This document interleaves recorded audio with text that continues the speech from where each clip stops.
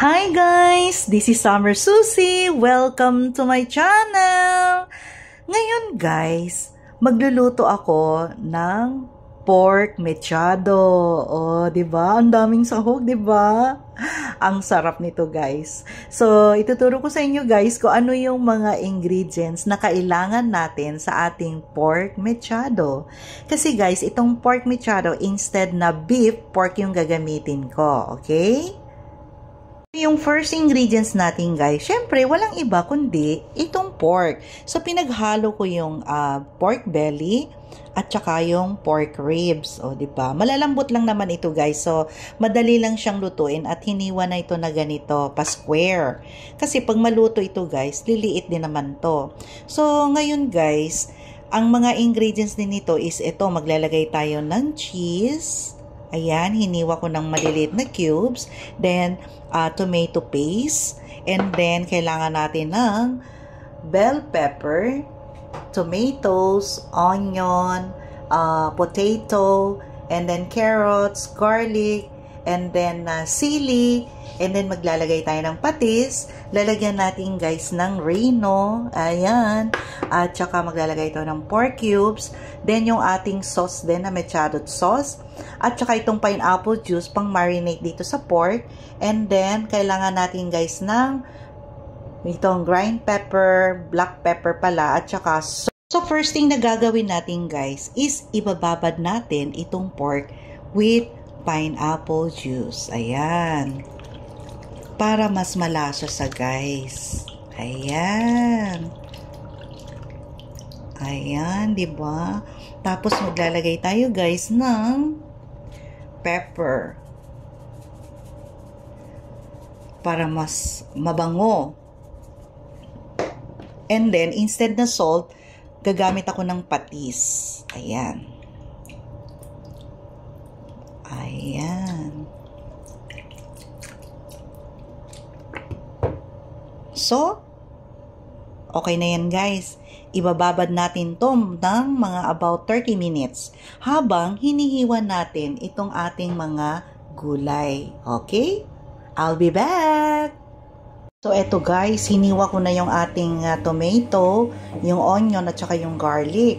Tapos, eto din guys, hiniwa ko na rin yung ating carrots at saka yung potato at saka yung ating bell pepper.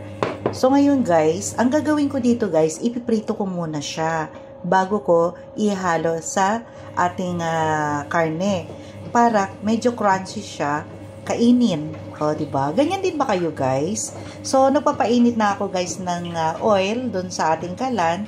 Tapos, ipiprito na natin to guys. Okay? So, guys, eto, mainit na yung ating oil. So, mag-start na tayo magprito ng ating patatas. Ayan. So guys, check natin. Baliktarin na natin guys. Ayan. Ako, nasunog-sunog na. Hindi naman siya guys kailangan talaga guys na pritong-pritong. Half cook lang po. Ayan. Kasi sabi nila guys, tatagal daw yung life ng patatas kapag ipiprito. Sabi nila. Sabi. So guys, okay na ito. Ayan. Tanggalin na natin.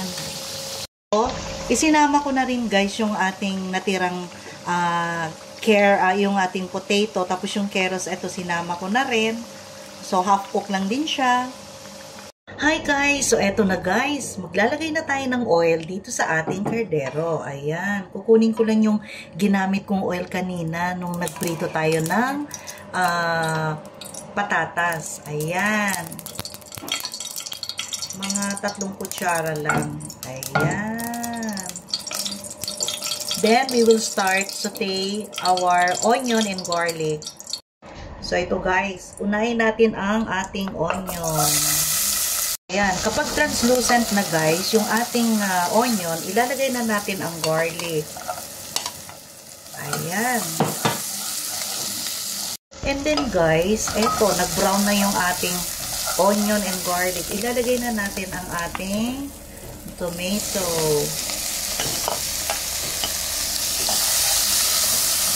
Guys, bago natin igisa yung ating pork, Ipiprito ko muna siya guys ng half cook lang.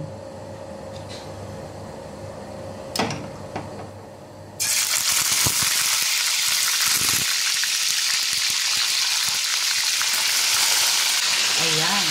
Natin guys ha. Para hindi tayo taksikan ng oil. Ayan, baliktarin na natin guys. Okay guys, check natin. Ayan, brown na siya. Ayan. Diba? Saglit lang guys, mga 2 to 3 minutes lang siyang ipiprito. Guys, eto atin ang babaliktarin guys. Ayan. After 2 minutes. Tapos, ihigisa na natin ito guys. O, diba? Takpan ulit natin para hindi tayo talsikan. Ayan.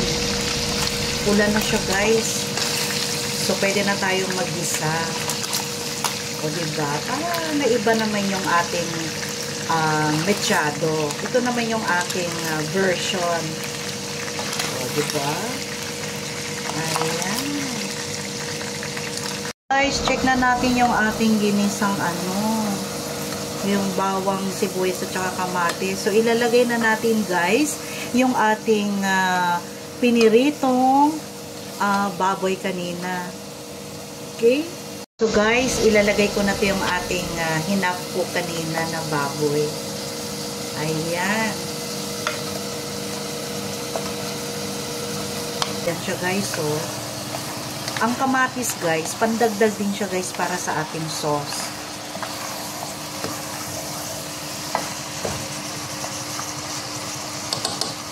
Pinabara natin kanina guys, eto, ilalagay natin pang sahog. Ayan, sabaw. Ayan, tapos hayaan natin siya guys, kumulo. Okay? Pakuluin natin siya guys ng 5 minutes. Guys, hinagdagan ko pala to ng isang 1 cup of water. Ayan. So, ngayon guys, lalagyan natin ng ating rino na. Ayan. Para mas malasa siya habang pinapakuluan. Ayan.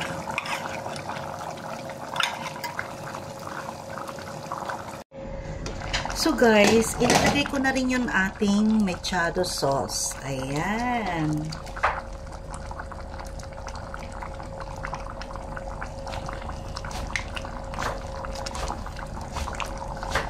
Ilalagay ko na rin guys itong tomato paste. Haluin natin.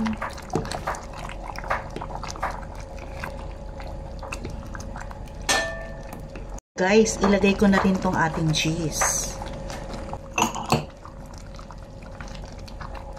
Para malusaw na yung cheese guys sa ating sauce. O diba? Para mas masarap. And guys, ilalagay na ating anong tawag nito? Sili, pampaanghang. Tapos guys, may nakita akong olives, lalagyan natin siya. O diba? Special. Guys, magdadagdag tayo ng konting tubig. Kasi medyo sticky siya. Ayan, half cup. So, maglalagay tayo ng pork bouillon. Pampalasa. Ayan.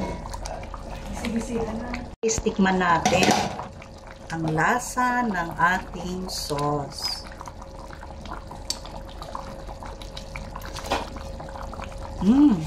Sarap.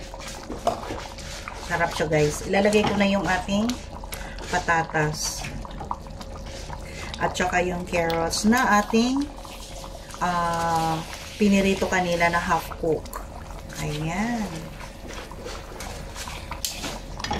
So habang nilalaga natin ito guys, niluluto, itong carrots guys at saka yung patatas, hindi na siya guys malalasog kasi half cook na siya. Habang pinapalambot natin yung ating pork. O, diba? Ang namnam niya, guys. Guys, gusto ng mga kasama ko, guys, mag-anghang. So, magdadagdag tayo ng 2 sili. Ayan. Ayan. Ay. Nalaglag.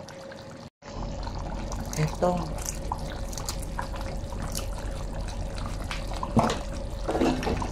Ayan. Halo-halo.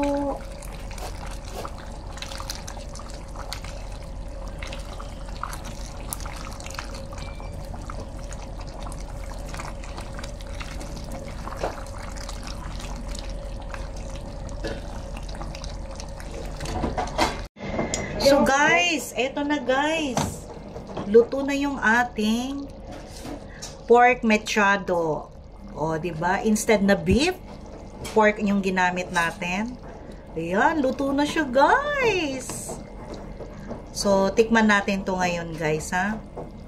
Kung ano yung lasa. Kung tama na ba? Sarap! Hi guys! Ito na yung ating finished product ng ating pork mechado. Ayan guys, o diba? Hindi nalata yung ating potato at saka yung ating carrots. Ayan, so tamang-tama lang. Medyo nasunog lang yung ating pork pinirito, pero okay lang guys. So ayan, ilagyan natin ng yung olives, tsaka yung cheese. Oh my god guys, tikman ko nga guys kung ano nang lasa. Sarap. Sarap guys, masarap siya. Manamnam dahil sa cheese na may pineapple, tapos maanghang-anghang.